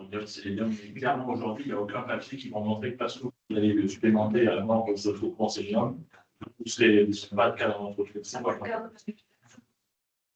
une garantie. Non, bien sûr. Bien sûr, aujourd'hui, je pense qu'il y a un plan de prévention vis-à-vis de la PNC, il n'y en a pas. J'en sais parce que vous dites, on n'a pas les vaccins, l'étiquette, un peu là, on attend, on n'applique pas les mesures. Alors, peut-être, effectivement, il y a des choses certaines, il y a peut-être des choses, on aura toujours, nous, n'attrape pas la vie, si on c'était, si on est bien immunisé, je pense que nos amis, c'est la même chose. Oui, je suis d'accord là-dessus. Après, si on compare, si je reviens sur le fait que tout n'est pas comparable, aujourd'hui, on a des calculs plus ou moins exigeants en fonction des cheptels. Et on a été des fois surpris sur les cheptels qu'on pourrait plutôt qualifier de fatiguer nos amis, mais pratiquement avec peu de cas de mortalité. C'est des cheptels très attentifs à toute l'alimentation. Et c'est une des sciences. De toute façon, il y a il n'y a pas aujourd'hui clairement de grande prévention. Il faut faire confiance, en fait, il faut faire confiance au système de la ville sous cloche et les foyers. La Savoie et la Haute-Savoie ont montré que salairement ça avait fonctionné. Et qu'aujourd'hui, c'est une course contre le temps et que plus on mettra le temps à gérer les foyers, et plus on prend le risque. Donc malheureusement, pour l'instant, on est un peu dépendant de ce qui se passe dans les urgences. Juste individuellement, pour compléter, on a travaillé sur la question du GDS, mais pas uniquement sur la DHT. En fait, les 3 éléments importants qui ressortent, ça a été dit sur les mouvements. Quand vous achetez des animaux, c'est un des éléments principaux de regarder les principal sur votre exploitation, ça soit vrai sur toutes les maladies. Donc, les mouvements des animaux, les introductions des animaux sur toutes les maladies, il y a une vigilance particulière à apporter. Vous le savez mieux que moi, quand vous achetez un animal, ça peut être là, vous entrez une maladie. Donc, le mouvement des animaux, individuellement, la réflexion que vous portez sur l'achat de vos animaux. Ensuite, le deuxième point, on en parle de plus en plus, c'est les intervenants en élevage. C'est-à-dire aussi les intervenants. Je suis au-delà de la DNC, je suis dans toutes les autres gestions de maladies. Les intervenants en élevage, et comment vous gérez les intervenants en élevage, les bottes, les désinsectisations, etc. Ça, c'est aussi un élément de gestion individuelle. Et ensuite, le troisième point qu'on a identifié, c'est la partie d'être capable de gérer les maladies ensuite à l'échelle collective, puisque les problèmes sanitaires sont un problème collectif, on le voit bien aujourd'hui, et la solution se trouve forcément dans le collectif. Donc, c'est la capacité, vous, dans votre voisinage, aussi, de gérer ensemble, de discuter de ces problèmes-là pour gérer éventuellement une maladie. Donc, on parle de la bêtise tout à l'heure, c'est un peu le cas, les introductions et la gestion collective. Et après, le quatrième point, sur l'alimentation, si on va au-delà de la DNC, je vous rejoins sur la capacité de développer une immunité favorable, et c'est l'alimentation et toutes les supplémentations, complémentations que vous pouvez apporter et de caler vos plans d'alimentation le mieux possible pour que les animaux développent leur immunité naturelle. Voilà individuellement ce que je voulais ajouter.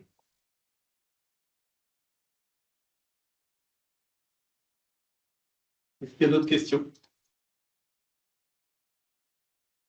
Voilà, vous avez dit.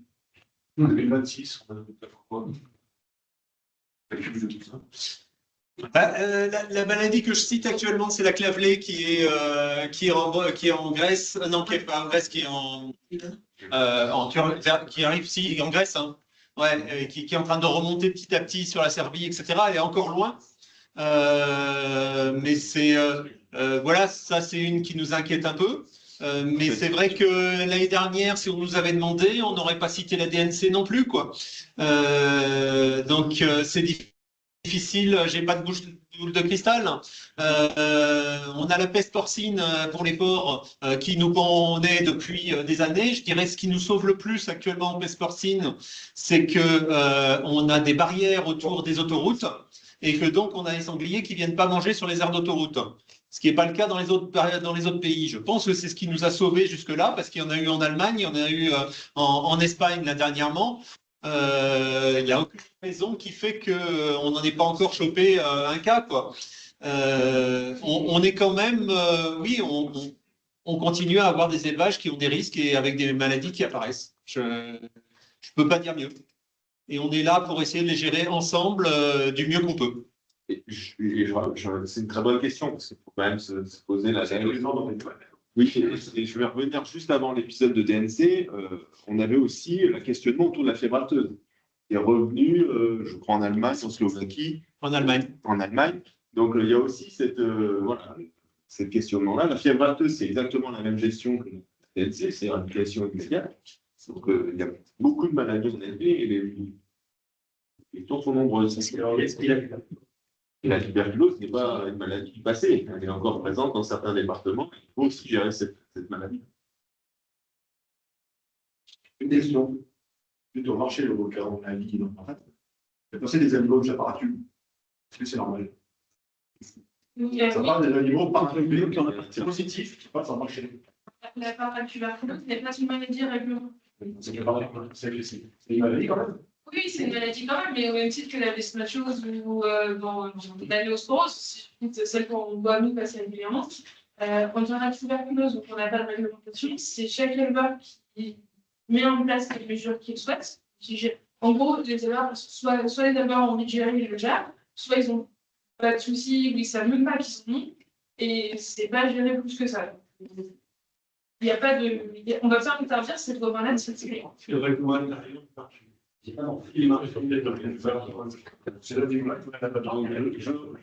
sur mon point numéro 1. Qu'est-ce que je fais, moi, à l'échelle de mon exploitation individuellement? Je gère le plus possible mes mouvements. Si je vais vers un marché, je ne reviens pas s'il y a eu des potentiels.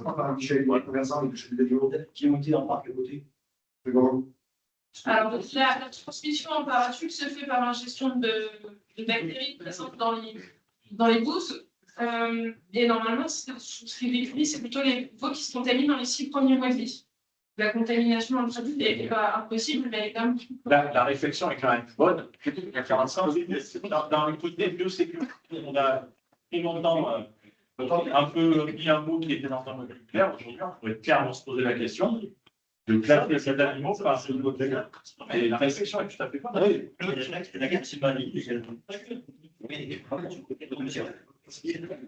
Le choix qui est fait des maladies, alors d'abord, il y a un choix européen. C'est ce qu'on a dit, les listes A, B, C, D. Donc ça, c'est le niveau, en effet, de risque de ces maladies. Ensuite, on rajoute éventuellement quelques maladies au niveau français. On en a assez peu, mais on en a rajouté quelques-unes. Et puis, quelque part, il y a la possibilité au niveau régional, à un moment, de rajouter des maladies locales qu'on décide de gérer tous ensemble. Mais avant, ce qui se faisait, là, il y avait un arrêté le code rural indiquait qu'à partir du moment où tous les éleveurs se mobilisaient à 70% pour gérer une maladie, on pouvait l'inscrire localement comme étant à gestion obligatoire pour tout le monde. Alors maintenant, on n'a plus ces 70%, on a ce qu'on appelle le CropSab, qui est un endroit où les éleveurs peuvent amener, les vétos aussi, peuvent amener une maladie. En général, il vaut mieux qu'ils soient les deux ensemble pour dire, celle-là, on va décider de la gérer ensemble, réellement, jusqu'au bout, et on va mettre des règles spéciales. C'est lourd, c'est compliqué, mais c'est quelque chose qui peut se faire. Et c'est pour ça que c'est important d'avoir, en effet, une représentation au niveau de ce CropSab. Donc, il y a à la fois les chambres, le GDS, le GTV qui sont présents sur le CropSab et qui peuvent intervenir. Et il faut une vraie solidarité des différents collèges en disant là, on a vraiment une maladie qu'on est en train de gérer. C'est une question que je me posais il y a 5 ans quand j'étais en Isère sur la leishmaniose, parce qu'il y avait une vraie démarche au niveau des estives de gestion de la leishmaniose. Donc là, c'était un bon candidat. En combien de temps on le fera, etc., c'est autre chose. Mais c'est des possibilités qui sont en train de se faire. C'est la nouvelle gouvernance qui a été mise en place maintenant il y a 10-15 ans et qui est censée permettre ce genre de choses. Mais c'est vrai, une vraie démarche locale au départ pour déclencher. Et toutes les maladies, elles ont été un peu gérées comme ça, hein, avec une démarche locale d'abord, et puis ça a été étendu au niveau national petit à petit. Donc ça reste encore, c'est voilà, c'est des choix. Mais c'est lourd. C'est lourd et avec des obligations. Alors, j'ai 2 questions. Je me demande, est-ce que lorsqu'un élevage voisin a des signes cliniques de maladies déclarées de maladies contagieuses, type dermatose ou BVD, est-ce que les élevages voisins sont informés? Alors, sur les maladies, sur une DNC, c'est clair que là, on va prévenir tout de suite, puisqu'en fait, on va faire des visites véto immédiates. Sur la BVD, c'est plus complexe, mais on fait quand même des plans et on s'intéresse aux élevages qui sont autour à partir du moment où on commence à faire des plans. Donc oui, je pense que c'est important qu'il y ait de la communication. Et en général, c'est souvent les mêmes vétos qui sont dans les élevages les uns à côté des autres, donc en général, ils sont au courant aussi. Deuxième question. Une autre circule, on parle que le gibier, notamment les cerfs, transportent la dermatose. Est-ce que c'est vrai? Pour l'instant, on n'a pas d'informations de ce type-là de façon officielle.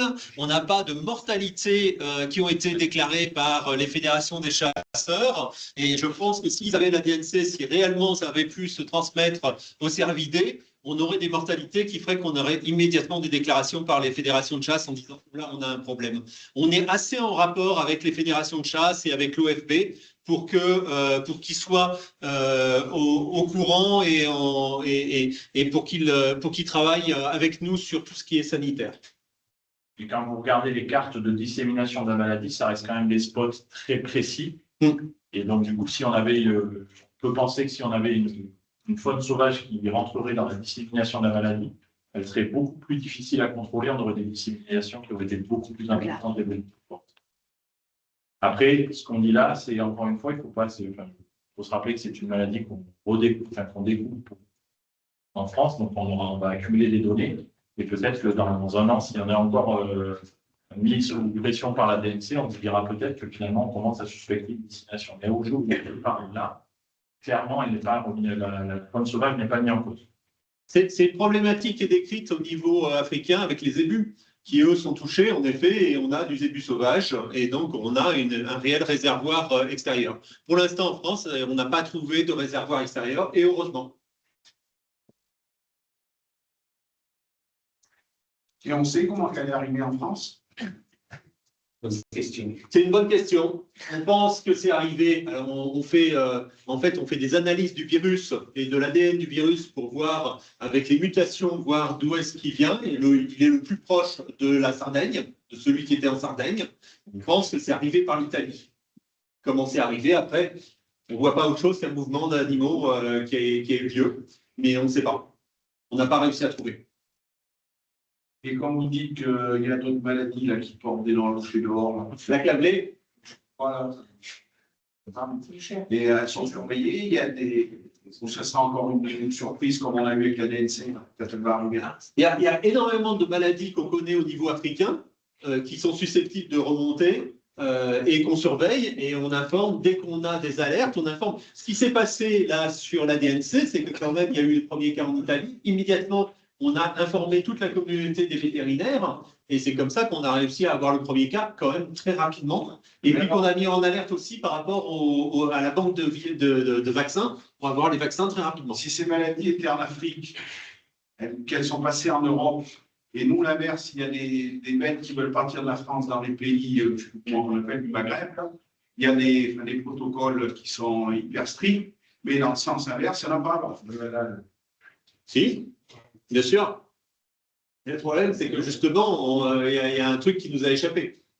Mais clairement, bien sûr qu'il y a des mesures et chaque pays se protège.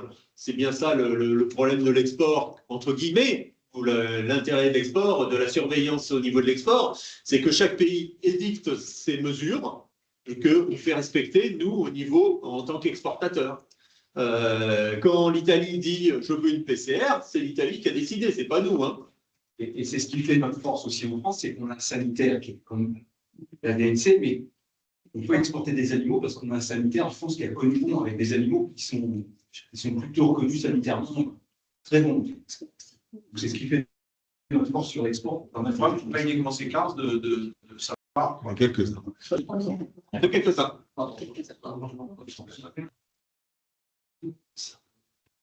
Il y en a qui prennent des risques. La SCO de type 4, on sait très bien, c'était un commercial qui récupérait les animaux en Corse et qui les amenait en Haute-Savoie. Et c'est comme ça qu'elle est arrivée. Normalement, il devait y avoir des prélèvements. Il est possible qu'il y en ait qui n'ont pas été faits ou qu'il y ait eu un mouvement comme ça sans véritable surveillance, alors qu'on surveille également les transferts depuis la Corse jusqu'en France métropolitaine parce qu'ils ont des maladies là-bas que nous, on n'a pas. Et après, vous dites que la Corse va vacciner. Elle a demandé. Elle a demandé pour se protéger de la Sardaigne. Et elle s'est engagée à vacciner à 100%. Bon, contact, hein.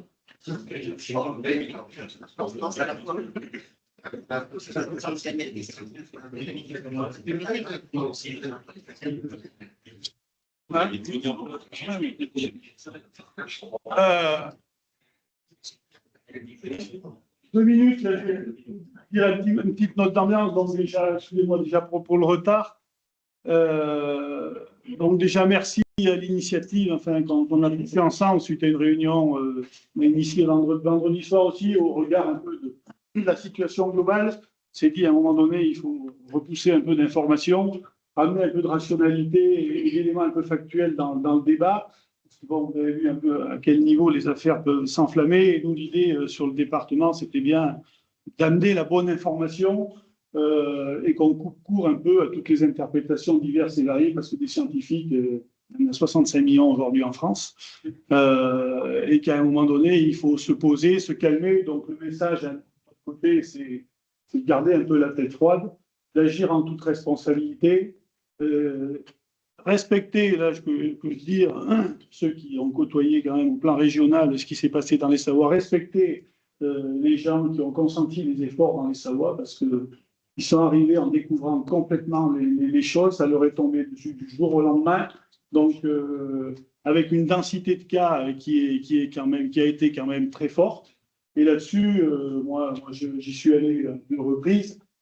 Sur des communes, notamment aujourd'hui, il n'y a quasiment plus un mouvement entre là où les foyers ont démarré. C'est assez choquant de voir les témoignages des gens, ce qu'ils ont vécu, parce que, bon, première des choses, je pense qu'humainement, il faut reconnaître que c'est une épreuve très, très, très, très forte, très compliquée. De les voir aujourd'hui témoigner dans l'autre sens, c'est, je pense, quand même ce qu'on espère tous. Et puis, je pense que derrière tout ça, il faut prendre les choses par étapes, mais que ce qui a été apporté et livré cet après-midi de manière chronologique, je pense que c'est ce qui a marché dans d'autres pays, c'est ce qui a fait ses preuves dans les Savoies depuis le 29 juin. S'il y a eu quelques dérives, on parle de 2-3 cas, c'est parce qu'il y a des gens qui ont voulu, qui se sont crus plus forts, ou qui ont voulu voir des effets d'opportunisme commercial pour pas grand-chose, et qui ont fait prendre un risque inconsidéré quand même à l'ensemble de l'élevage français. Bon, j'espère, et on touche du bois, que les affaires sont contenues à l'échelle de notre région. A priori, ça semble être sur le bon chemin.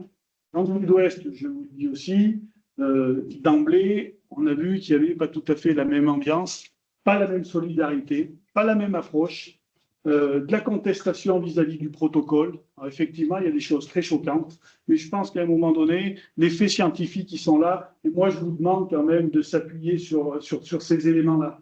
Je sais qu'il peut y avoir des éléments de contestation, de doute. Voilà. Alors nous, on a la chance de ne pas avoir été touchés dans le département. C'est toujours plus facile de commenter ce qui se passe à 500 ou 300 km de chez soi.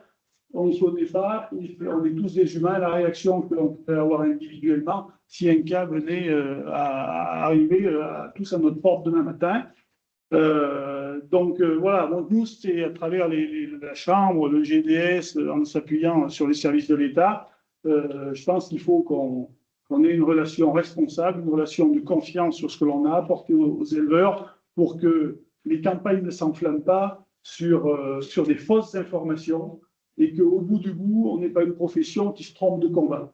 C'est important. Aujourd'hui, on est là tous pour préserver l'élevage français. On a un statut indemne, il tient.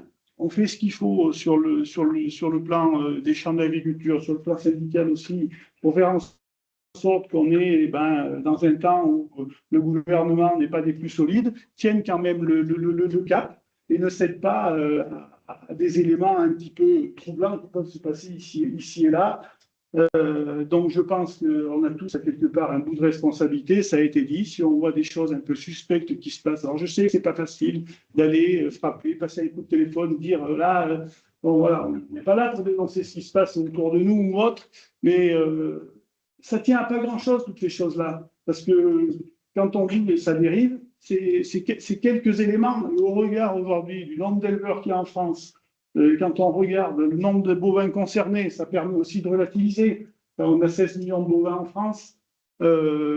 Aujourd'hui, si on joue le jeu, malheureusement là où ça tombe, c'est 0,002% du cheptel de la zone concernée qui malheureusement c'est trop. Mais dites-vous bien que si on laisse dériver les choses en toute irresponsabilité, en disant on peut alléger le truc parce que c'est pas normal d'abattre, il y a le côté émotionnel du grand public qui rentre en ligne de compte. Enfin, je pense qu'il faut garder la tête froide, prendre un peu de recul et de hauteur dans l'environnement global qui est issu des exploitations, mais aussi autre que notre cadre professionnel, pour laisser redescendre un peu la pression et laisser gérer la situation et donner les orientations par ceux qui savent.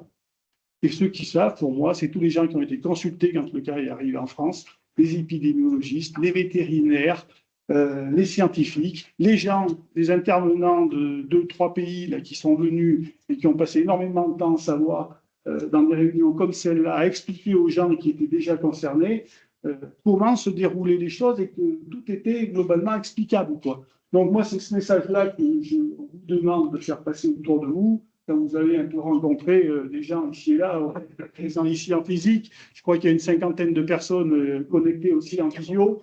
Donc, voilà. Donc moi, je remercie quand même, voilà.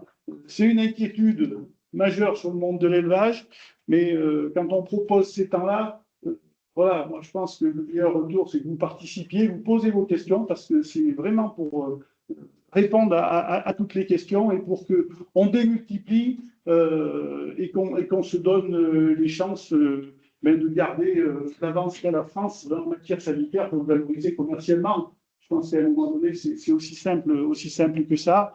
Voilà. Donc, j'espère que les décisions un peu du cordon élargi vaccinal prises en fin de semaine dernière dans le sud-ouest feront leurs preuves, seront efficaces. Mais à ce stade, voilà, je pense qu'il ne faut pas tout mélanger. Moi, je ne peux plus entendre dire que le protocole ne fonctionne pas. Certes, il est dur, mais s'il y a des choses qui ne marchent pas, c'est qu'on ne le respecte pas suffisamment scrupuleusement. Je pense qu'à un moment donné, il faut appeler un chat un chat. Dès qu'il y a des suspicions, dès qu'il y a des cas, chaque minute est comptée. Dans les Savoies, ils vous disent c'est les premières décisions autour des foyers qui déterminent la capacité à gérer la situation. Après, je pense que sur le plan technique, scientifique, bon, tous les éléments vous ont été, je pense, apportés. S'il y a d'autres questions qui viennent, je pense que le GDS, la Chambre, on reste en lien avec le préfet. On prévoit encore de refaire une visio entre nous pour faire un point chaque fin de semaine, comme on le fait depuis un petit peu. Bon, voilà. Sachez qu'on met les moyens pour amener de l'information et faire en sorte qu'on n'ait pas une profession qui aille dire tout et n'importe quoi et que tout soit contre-productif et finirait par se pénaliser elle-même. Voilà, moi, ce que je voulais dire. Merci. Oui, je vais dire un truc. Dans le sud-ouest, pourquoi ça a explosé? Parce que le problème, il y a le Mercosur, il y a le prix du blé et il y a le prix du vin. C'est ce qui a fait bouger tout ça. Enfin, on ne va pas élargir le débat, on est là sur un sujet sanitaire. On en a conscience. Il faut rester sur le sujet sanitaire. Si on commence à traiter plein de choses. Mais j'entends que peut-être la surréaction de la situation sanitaire est aussi liée à une ambiance plus globale d'un certain nombre de choses qui ne sont pas depuis des années, ou des non-réponses aussi du gouvernement et politique. Voilà, mais ne mélangeons pas tout. Je pense que la question des prix, la question de choses, on a peut-être un petit peu plus de temps pour régler. La question sanitaire, c'est de mettre et de respecter ce qu'on demande aujourd'hui, parce que chaque minute. Mais on est tout à fait conscient qu'on peut se retrouver avec un embrassement des choses où, au final, le sanitaire ne soit plus le premier sujet de revendication. Et attention, ça fait partie des messages de lucidité qu'on vous demande de porter aussi. Juste, moi, je vais rajouter un petit mot juste sur les situations individuelles qui sont vécues. On rentre véritablement sur des fermes qui sont vécues par les abattages sur un processus de deuil, avec le processus que l'on voit, c'est-à-dire l'incompréhension, le choc, l'incompréhension totale, la colère, une phase de tristesse et la phase de reconstruction. Cette phase de reconstruction, on le voit aujourd'hui, il y a des témoignages. Évidemment, ils sont tous passés par cette situation-là. Donc, on est individuellement, c'est des situations dramatiques, on le sait tous, et vous le vivez aussi dans vos tripes, c'est vraiment une situation de deuil. Mais j'ai envie de dire, c'est ce deuil individuel versus je vais être un peu fort dans mes propos, versus un deuil potentiellement collectif sur 17 millions de bovins, avec des taux de mortalité forts qui ont été présentés ici, des morbidités des animaux malades qui peuvent être importants. Donc, en effet, c'est toujours le poids entre la vision individuelle et la vision collective. Mais aujourd'hui, enfin, la stratégie, je rejoins ce qu'a dit David, la stratégie entreprise, et au vu des résultats que l'on a et des témoignages de savoir, on sait que cette stratégie-là fonctionne. Voilà. Après, pour compléter et finir juste là-dessus, on vous enverra, nous, côté GDS, une note complète sur ce qui a été dit aujourd'hui, comme ça vous l'aurez en plus en papier, donc on l'enverra en début d'année. Et on vous enverra aussi, il y avait des questions sur les autres maladies, un petit récap sur quelles sont les maladies qui circulent en Europe, sur lesquelles, voilà, pour ouvrir aussi un peu les questionnements d'aujourd'hui en se disant qu'est-ce qui peut arriver d'autre. Et il y a une plateforme très intéressante sur laquelle vous pouvez aller voir, c'est la plateforme ESA, ESA, donc c'est la plateforme d'épidémiosurveillance de santé animale, qui est une plateforme européenne, et vous trouverez tous les détails des évolutions des maladies. Bon, peut-être pas y aller tous les jours, mais de temps en temps, allez regarder ce qui se passe, c'est intéressant. Voilà, merci. Elle produit un bulletin épidémiologique hebdomadaire. Donc, toutes les semaines, elle nous dit voilà ce qui se passe actuellement en Europe, voilà ce qui peut être inquiétant, voilà les choses qu'on a vues dans les différentes publications, etc. Et je rajoute un point qu'on me souffle, l'équipe qui travaille aussi toutes les semaines, tous les vendredis sur un podcast. Vous avez été nombreux à venir l'écouter pendant les périodes les plus hautes en information. Donc, on a mis en place un podcast au GDS qui permet d'avoir l'information continue aussi facilement accessible. Donc, le podcast est directement accessible sur notre répondeur. En appelant le 04 44 76 30, vous tombez directement dessus et vous avez une information de la situation. Si la situation devait évoluer sur notre département, cet outil de communication sera un outil important parce que vous aurez l'information fiable et constante en direct le plus rapidement possible. Et on le fera en lien avec les services de l'État pour vous informer au mieux, puisque évidemment la communication aussi, on le voit aujourd'hui, est un point majeur à vous apporter.